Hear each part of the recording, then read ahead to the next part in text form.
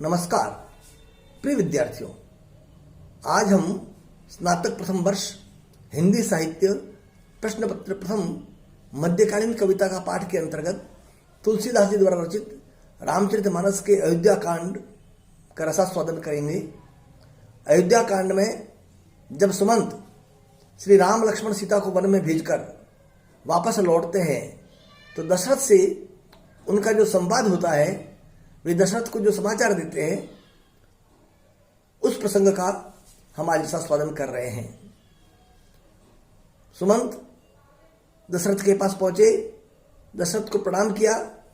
उसके बाद तुलसीदास जी लिखते हैं, भूप सुमंत्र लीन उरलाई, बूढ़त कछु आधार जनु पाई, सहित स्नेह निकट बैठारी, पूछत राउ नयन भरी बारी। राजा ने सुमंत को हृदय से लगा लिया, मानो डूबते हुए आदमी को कुछ सहारा मिल गया हो। मंत्री को स्नेह से अपने पास बिठाकर नेत्रों में जल भरकर राजा पूछने लगे, राम कुशल कहु सखा सनेही, कह रघुनाथ लखन वै देही, आने फेरी की बनहि सिधाए, सुनत सचिव लोचन जल छाए। हे मेरे प्रेमी सखा, श्री राम की कुशल कहो, बताओ श्री राम लक्ष्मण और जानकी कहाँ है? उन्हें लौटा लाए हो कि वे वन को चले गए? यह सुनते ही मंत्री के नेत्रों में जल भराया। शोक विकल पुनि पूछ नरेशु, कहु सिय राम लखन संदेशु, राम रूप गुणशील सुभाऊ, सुमरि सुमरि उर सोचत राऊ। शोक से व्याकुल होकर राजा फिर पूछने लगे, सीता लक्ष्मण और राम का संदेशा कहो। श्री रामचंद्र जी के रूप गुण शील और स्वभाव को याद कर करके राजा हृदय में सोच करते हैं। राउ सुनाई दीदी वनवासु, सुनी मन भयो हरस हरासु, सो सुत बिछरत गए न प्राणा, को पापी बड़ मोही समाना। राजा दशरथ कहते हैं कि मैंने राजा होने की बात सुनाकर उन्हें वनवास दे दिया। यह सुनकर भी जिस राम के मन में हर्ष और विषाद नहीं हुआ, ऐसे पुत्र के बिछुड़ने पर भी मेरे प्राण नहीं गए, तब मेरे समान बड़ा पापी कौन होगा। सखा राम सिय लखन जह, तहा मोहि पहुँचाऊ, नाहित चाहत चलन अब प्राण कहो सती भाऊ। हे सखा, श्री राम जानकी और लक्ष्मण जहाँ है, मुझे भी वहां पहुंचा दो, नहीं तो मैं सत्य भाव से कहता हूं कि मेरे प्राण अब चलना ही चाहते हैं। पुनि पुनि पूछत मंत्री ही राऊ, प्रियतम सुवन संदेश सुनाऊ, करहि सखा सोई बेगी उपाऊ, राम लखन सिय नयन दिखाऊ। राजा बार बार मंत्री से पूछते हैं, मेरे प्रियतम पुत्रों का संदेशा सुनाओ। हे सखा, तुम तुरंत वही उपाय करो जिससे श्री राम लक्ष्मण और सीता को मुझे आंखों दिखा दो, मुझे राम लक्ष्मण और सीता के दर्शन करा दो। सचिव धीर धरि कह मृदु बानी, महाराज तुम पंडित ज्ञानी, वीर सुधीर धुरंधर देवा, साधु समाज सदा तुम सेवा। मंत्री धीरज धरकर कोमल वाणी बोले, महाराज आप पंडित और ज्ञानी हैं। हे देव, आप शूरवीर तथा उत्तम धैर्यवान पुरुषों में श्रेष्ठ है। आपने सदा साधुओं के समाज की सेवा की है। जन्म मरण सब दुख सुख भोगा, हानि लाभ प्रिय मिलन वियोगा, काल कर्म बस होई गोसाई, बरबस रात दिवस की नाई। जन्म मरण सुख दुख के भोग, हानि लाभ प्यारों का मिलना बिछड़ना, ये सब हे स्वामी काल और कर्म के अधीन रात और दिन की तरह बरबस होते रहते हैं।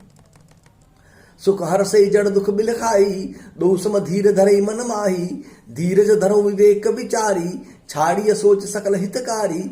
मूर्ख लोग सुख में हर्षित होते हैं और दुख में रोते हैं, पर धीर पुरुष अपने मन में दोनों को समान समझते हैं। हे सबके हितकारी रक्षक, आप विवेक विचार कर धीरज धरिए और शोक का परित्याग कीजिए। प्रथम बास तमसा भयो, दूसर सुर सरि तीर, नाई रहे जलपान करी, सिंह समेत दो वीर। सुमंत कहते हैं कि श्री राम जी का पहला निवास तमसा के तट पर हुआ, दूसरा गंगा तीर पर। सीता जी सहित दोनों भाई उस दिन स्नान करके जल पीकर ही रहे। केवट कीनि बहुत सेवकाई, सो जामिनी सिंह रोर गवाई, होत प्रात बट क्षीर मंगावा, जटा मुकुर शीस बनावा। केवट ने बहुत सेवा की, वह रात श्रृंगवेरपुर में ही बिताई।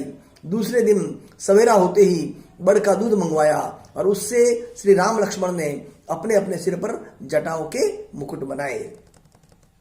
राम सखा तब नाव मंगाई, प्रिया चढ़ाई चढ़े रघुराई, लखन बाण धनु धरे बनाई, आप चढ़े प्रभु आय सुपाई।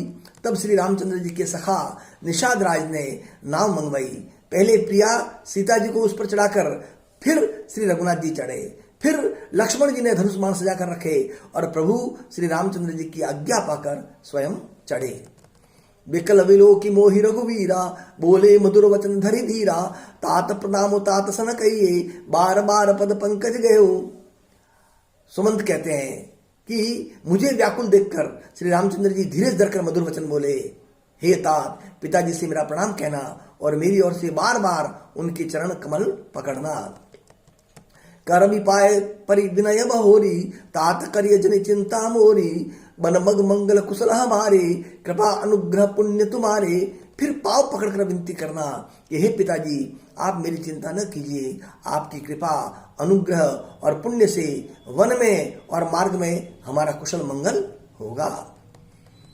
तुमरे अनुग्रह तात कानन जात सब सुख पाहियो, प्रतिपाली आयसु कुशल देखन पाय पुनि फिर आइयो। जननी सकल परितोषी परि परि पाए करी विनती घनी, तुलसी करेहु सोई जतन जई कुशली रही कौशल धनी।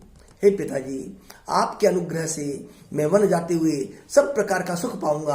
आज्ञा का भलीभांति पालन करके चरणों का दर्शन करने कुशल पूर्वक फिर लौट आऊंगा। सब माताओं के पैर पड़कर उनका समाधान करके और उनसे बहुत विनती करके कहना, राम माताओं के लिए कह रहे सुमंत को, उनसे विनती करके कहना तुम वही प्रयत्न करना जिससे कुशलपति पिताजी कुशल रहे।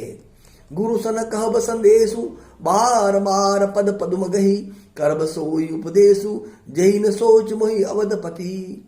अब वे अपने गुरु के लिए संदेश भेज रहे हैं कि बार बार चरण कमलों को पकड़कर गुरु वशिष्ठ जी से मेरा संदेश कहना कि वे वही उपदेश दे जिससे अवधपति मेरे पिताजी मेरा सोच न करे। पुरजन परिजन सकल निहोरी, तात सुनायु विनती मोरी, सोई सब भांति मोर हितकारी, जाते रह नर नाह सुखारी। हे तात, सब पुरवासियों और कुटुंबियों से अनुरोध करके मेरी विनती सुनाना कि वही मनुष्य मेरा सब प्रकार से हितकारी है जिसकी चेष्टा से महाराज सुखी रहे। कहब संदेशु भरत के आए, नीति न तजिए राजपद पाए, पालेहु प्रजय कर्म मन बानी, से एहु मात सकल समझानी। भरत के आने पर उनको मेरा संदेश कहना कि राजा का पद पा जाने पर नीति न छोड़ देना, कर्म वचन और मन से प्रजा का पालन करना और सब माताओं को समान जानकर उनकी सेवा करना।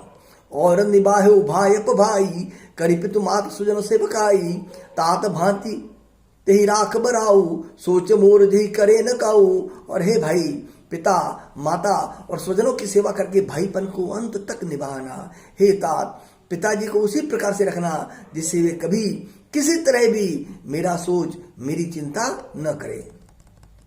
लखन कहे कछु वचन कठोरा, बरजी राम पुनि मोहि निहोरा, बार बार निज शपथ देवाई, कह बिन तात लखन लरिकाई। सुमन जी कहते हैं कि लक्ष्मण जी ने कुछ कठोर वचन जरूर कहे, किंतु श्री राम जी ने उन्हें बरस कर उन्हें रोक कर फिर मुझसे अनुरोध किया और बार बार अपनी सौगंध दिलाकर कहा, हे तात, लक्ष्मण का लड़कपन वहां न कहना। कही प्रणाम कछु कहने लिय, सिय भई शिथिल सनेह, थकित वचन लोचन सजल, पुलक पल्लवित देह। प्रणाम कर सीता जी भी कुछ कहने लगी थी, परंतु स्नेहवश वे शिथिल हो गई, उनकी वाणी रुक गई, नेत्रों में जल भराया और शरीर रोमांच से व्याप्त हो गया। इस प्रकार सुमंत ने राजा दशरथ को समस्त संदेश सुनाया, वापस लौटकर पूरा वृत्तांत बताया। अब इस वृत्तांत को सुनकर राजा दशरथ पर क्या बीतेगी यह हम आगे पढ़ेंगे। प्रिय विद्यार्थियों, अब तक हमने रामचरितमानस के अयोध्या कांड से जितने प्रसंग पढ़े हैं आप उनका पुनः पुनः अध्ययन करें, उनको हृदयंगम करें, उनके भाव को समझने की कोशिश करें। धन्यवाद, नमस्कार।